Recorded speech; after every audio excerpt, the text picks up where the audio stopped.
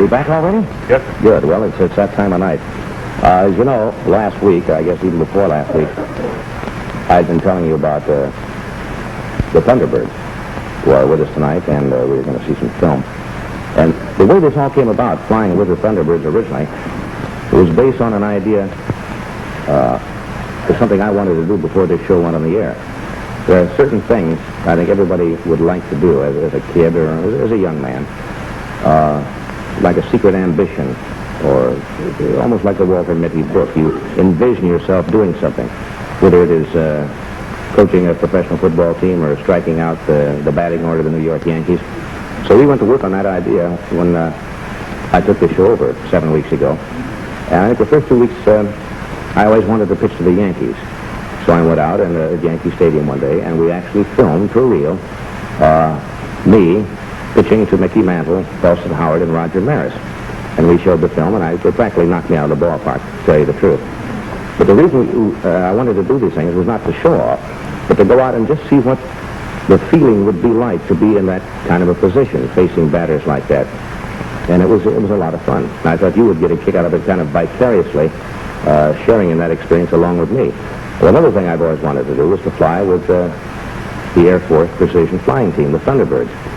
And so several weeks ago, we had an invitation from the Air Force to come out to the Thunderbirds home base, which is Alec Nellis Air Force Base in Las Vegas, and participate in their air show. In other words, fly with them. They fly the F-100 Super Sabres, right? And to actually fly along with them in their precision flying that they do. And it was probably one, if not the greatest thrill I've ever had in my life, believe me, because I have flown, but like a lot of you who have flown, it's on commercial jets, and it's comfortable. But going through these aerobatics was a marvelous, thrilling feeling. It's almost impossible to describe when somebody says, "What was it like?" How does a woman who's had a baby tell her husband what it was like? I mean, it's just something you really can't explain, I suppose, unless you go through it. But this was a great thrill, and I want you to meet some of these fellows, because a couple of them are going to come out. We're going to talk. But I want to show the picture. This is a picture that they gave me, and I'm very proud of this. And this occupies a prominent place in my office here. This is a beautiful color picture of what the fellows call the diamond forming, in which they carry out a good many of their maneuvers over Lake Mead. Can you see that?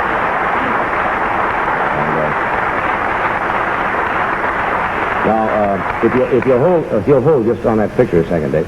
I don't know if you can see at the top, but it says to our slot man, Johnny Dirty Tail Carson. The dirty tail comes for a reason that the pilots will know. It's the fact that I happen to fly in what they call the slot position. In other words, that is back of the leader. And when the fellows go out on a show, the gentleman flying the slot position, who is Captain Bob Bell at the current time, receives a great deal of the exhaust from the afterburner of the leader. And so when they come back to the base, the paint is all burned off of the tail every time that they do a show. It's just the heat has just completely taken all the paint off, and the tail is almost white. So that's where that comes from, dirty tail. So there's the picture. Now I would like you to meet some of these fellows that are with us tonight. They were in to do a show at Dulles Air Force Base, the opening of the new base in Washington. Unfortunately, they had bad weather, and they didn't get to put on the show, and the people down in Washington missed something. But first of all, I would like you to meet the commander of the Bill. You stand up there and let people see you.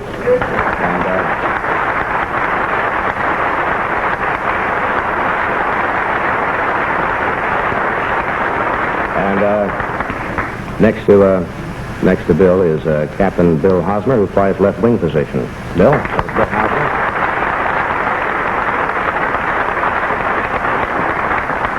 Next to Bill is Captain Ralph Brooks, who flies right wing.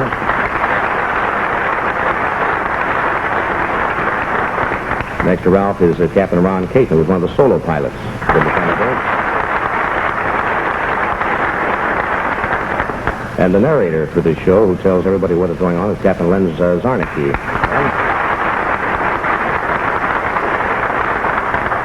And a gentleman who will join the Thunderbirds as a replacement for Bob Bell is Captain Paul Catu, who is a replacement like that.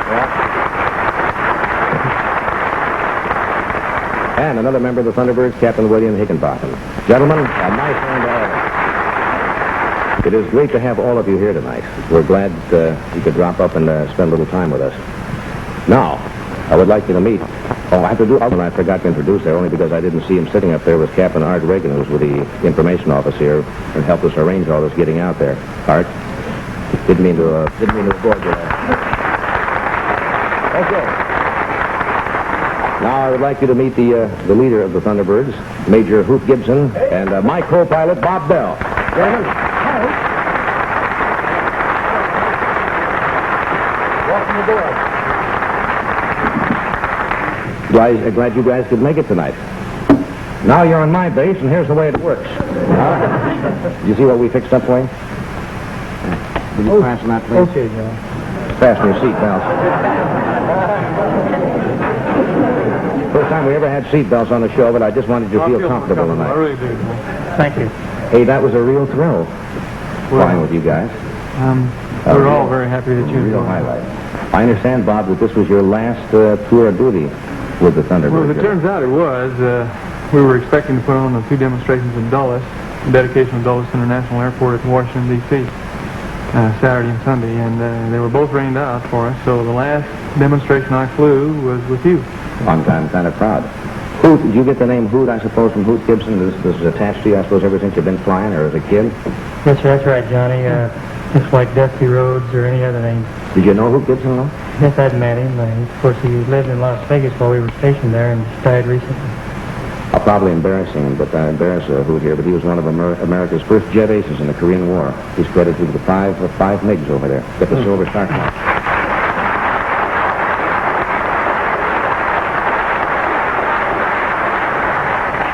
And Bob, you are now leaving because this is interesting. You've been with the Thunderbirds now for 2 years. Now, what's your next tour of duty? Well, we get a choice of assignment, John, and so I was looking for a real good deal, and I asked for survival school at Stead Air Force Base in Reno, so I'm going to fling myself into the snow for the next 3 weeks and see if I can survive. Now, this is where they teach the fellows under conditions, if they're forced down someplace, how to survive completely on your own, isn't it? That's right. The first portion of it is, actually, it's a simulated POW condition. You go into a compound and experience the same things that you might experience as a prisoner of war. And a certain portion of it is classroom work, and following that is an actual escape and evasion problem in the field, in the mountains, for about 8 days. And following this, I'm going to go to the Army Jump School at Fort Benning, Georgia, to become qualified as a paratrooper of sorts. And then I expect to go to a naval exchange assignment and get some carrier duty to learn how the Navy does this sort of thing. Oh, what a great career you're going to have. Thank you. You must have always wanted to fly, though, I would assume. Yes, I have. Ed's a flyer. You know, Ed McMahon was not at Vegas with it, but Ed was a Marine pilot over in Korea. On our side, I believe.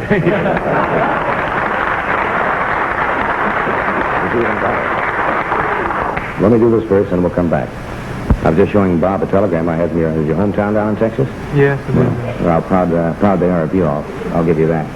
So now we're going to take a look at this film, and Hoot and Bob, you're going to have to kind of help me out here along the way when we get into the certain maneuvers that we did. Because all in all, I went through, I guess, most of the maneuvers, if not all of them, that you actually use in the air show, right? That's right, John. In other words, we went through the complete maneuvers and aerobatics that they do in the show. So once we get there, I had to go through a briefing. They told me what to expect, and Bob filled me in on what to do in case of emergency. Give you a little feeling of security. So here's the film now. We're out at Nellis Air Force Base. There's Len Zarnicki now, who's filling the crowd in on what's about to happen. General Hubbard, the Air Force out there, was our host. We're lined up in front of the airplanes here, Johnny, and right. getting inspected.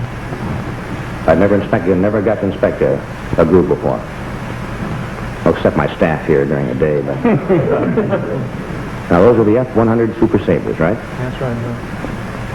Now, these are the fellows who are assigned to the aircraft, have to keep them in condition. It's your flight crew, right? You normally have the same two fellows all the time? Yes, we do. We're assigned permanently to the aircraft and to the pilot.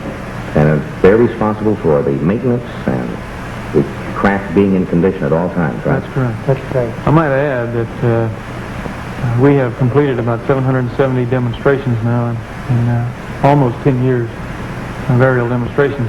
And during this period of time, we've never had an abort the cancellation of an aerial demonstration due to maintenance errors. That speaks well for the crew. There I'm receiving a little present there. That's Bill, isn't it? Yes, that's Colonel Alden. Bill has a little hobby. He sells small planes.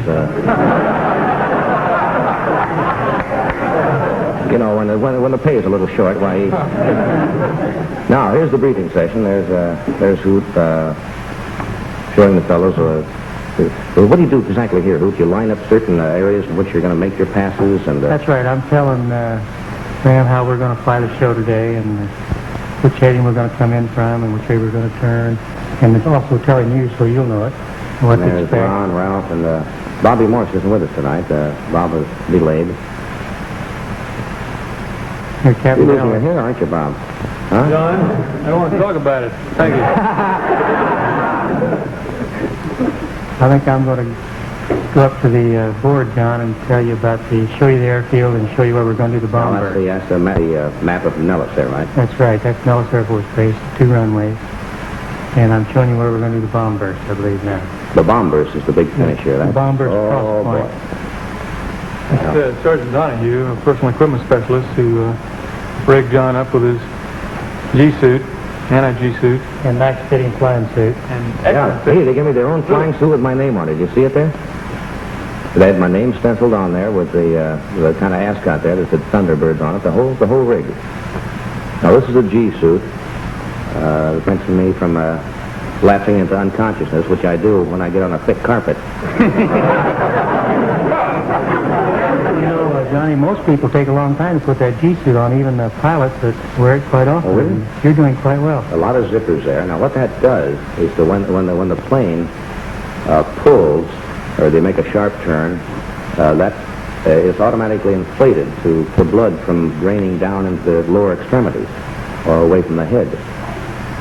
So you won't black out. So you don't lose consciousness. Which the first I thing lost consciousness in the commissary when I was eating. the first thing that happens is that the blood leaves your eyes and you gray out. But with the G-suit, you can stand more G for a longer period of time. Oh, I see. Now they're fitting me into the parachute there. Yes, we always take these with us on every flight. I'm glad of that.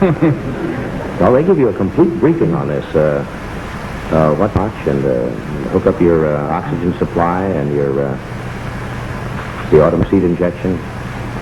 actually, John describes the effectiveness of this G-suit rather lucidly to be the first man in history to ever fly an entire aerial demonstration asleep. Yeah, I was so tired. I'll have to tell you about that later. We flew out Friday night, and I hadn't slept at all. So I had to go through this whole show without any sleep. I didn't really sleep. You can't sleep through something like this. There's Bob kind of filling me in now. He explained the Mach indicator so we could tell when we went through the speed of sound.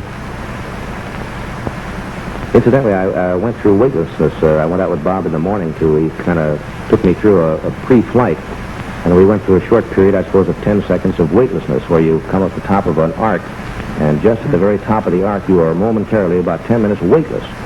And he said, take off your gloves. So I took off the gloves and held them in my hand, and they floated right out, and they were just floating right in the cockpit for about 10 or 12 seconds. There's no ill feeling at all from it. It's just like you're submerged in the water, not going up and not going down. You just have a very, very strange feeling. Now, you notice Bob flies with no suit at all here. No G-suit, he is such, because you're used to this. Now the sound is coming up here, but we're going to rev up here.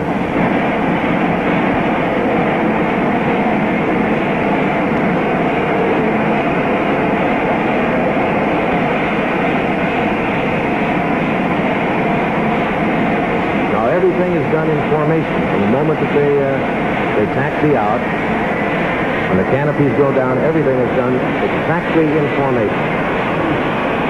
See the dirty tail coming up down there?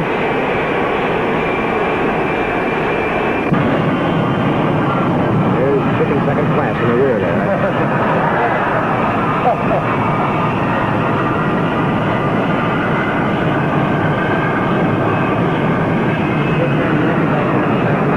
A little bit, yeah, let me taxi it out. When the canopy is open, it gets a little windy there because of the plane ahead of you. Isn't that a lovely looking plane?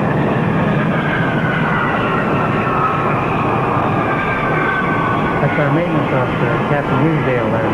Watching the airplanes as they come out to make sure there's nothing. Now, you pull over here out of line into the takeoff formation, don't you, before you reach the end of the runway? That was still a change of formation, what we call double up right now. There they go, you see? That's right.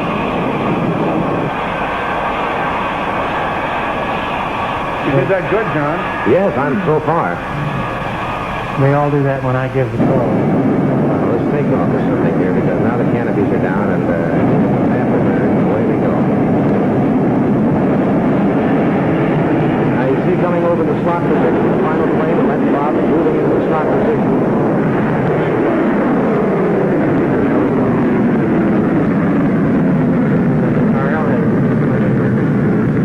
Now here come Ron and Bobby Morris, the solo pilot.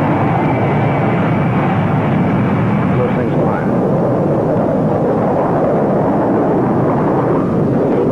Opening pass, John. First pass.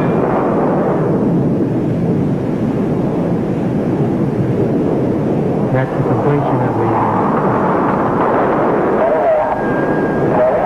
There we go. They're getting ready to do a roll here. This is a changeover roll. Changeover roll.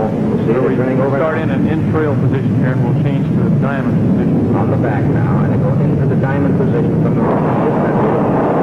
Solo pilot. Those little nuts. This is the diamond. There's the diamond. And over on the third. Where's that? Isn't that pretty? What a feeling that is to look out and see that other plane about 5-6 feet away. And looking up the tail of your plane, Hoot. This is the two solo pilots doing a looping, closing looping maneuver. Yes, I wouldn't want to do that. You hear the afterburner hit there. It came out. Oh, did they climb?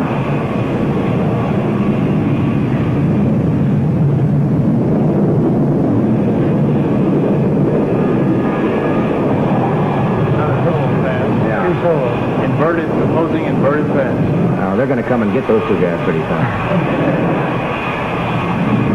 This is a beautiful maneuver. This is the F-100 pass. John's on the end airplane to the rear. I'm in the rear there. There you go around.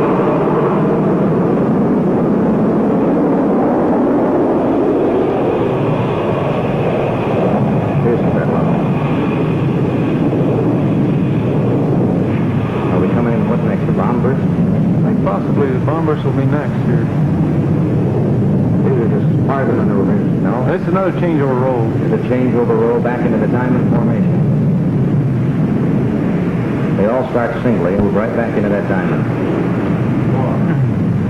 Now the bomb burst is the finish where they all go. You're going straight up in the air, aren't you? How far? Here we go. Now watch. I'd like to point something here. See? Look at that. Johnny, we don't have smoke here. I'm in this You're, view. when the airplane is off the left of the screen, that aircraft is on rigs for smoke. Now they go completely away from each other. How far away? Now they approach each other about 50 feet above the desert. All four from different directions. Two heading straight each other and two together. Now watch this. We can see all four aircraft pass. Here we go.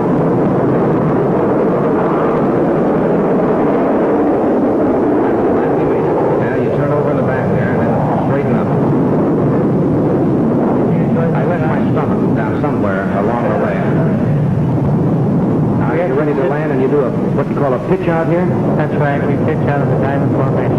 Now they come in and they do a quick climbing left bang, right? That's right. And just pitch out.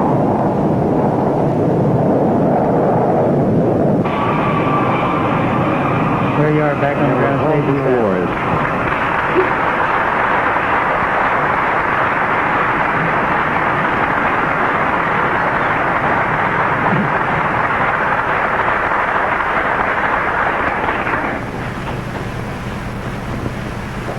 That was a real flight, I want to tell you.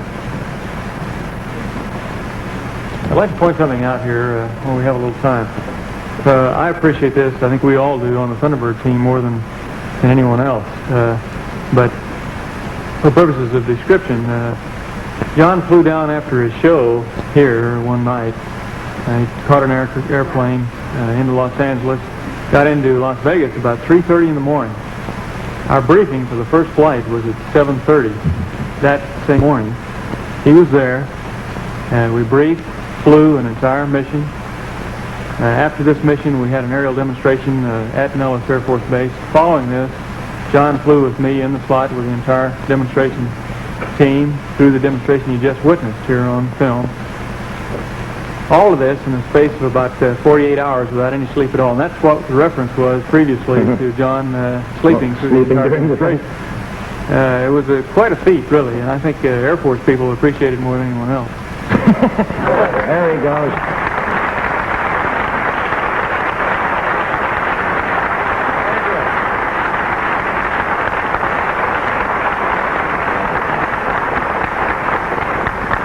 We'll be back in a second and talk some more about this. I want to say that we shot about 4,000 feet of film out there, and it was a tough job to edit all of this out and get it pieced together to show what we wanted to show, and the gentleman who did that for us was our film editor, Elwood Schmidt, and I want to thank him because that's a real tough job. A lot of work. He did a tremendous job filming that as well as he did, and it was all taken actually right on the scene as it actually happened. That's what impressed me. Yeah. I don't know whether I could get through it again or not, with or without sleep, but that was a great thrill. I'd like to tell the people a little bit more about the Thunderbirds. I know you've been plugging us on your show almost every night for seems like the last month, but the Thunderbirds are a Tactical Air Command unit, and Tactical Air Command has a mission of deploying all over the free world whenever there's trouble. And I think it's important for everybody to know this, and we're trying to demonstrate this tactical mission. Our airplanes are capable of air-to-air refueling, much as the Composite Air Strike Force Tactical Air Command. And what Johnny did in flying with us, well, he got to see Tactical Air Command in action in the United States Air Force. And we all in the Thunderbird were immensely proud of Johnny, the fact that he flew with us. And I know that everybody in Tactical Air Command is very proud of it. Well, I'm not proud of it. Just let me say this. All the fellows who fly in the Thunderbird, the one who's flown before and now and who will be flying, are just not stunt pilots. These are things that all pilots learn in the Air Force, so it's just not a show to show off. It shows the precision of the pilots, and I am very proud to have met you fellows and to know that you're around when things get a little bit tough. I want to thank all of you. Bobby, best of luck. Hoot, thank you. All of you fellows up there. We'll be back in a minute.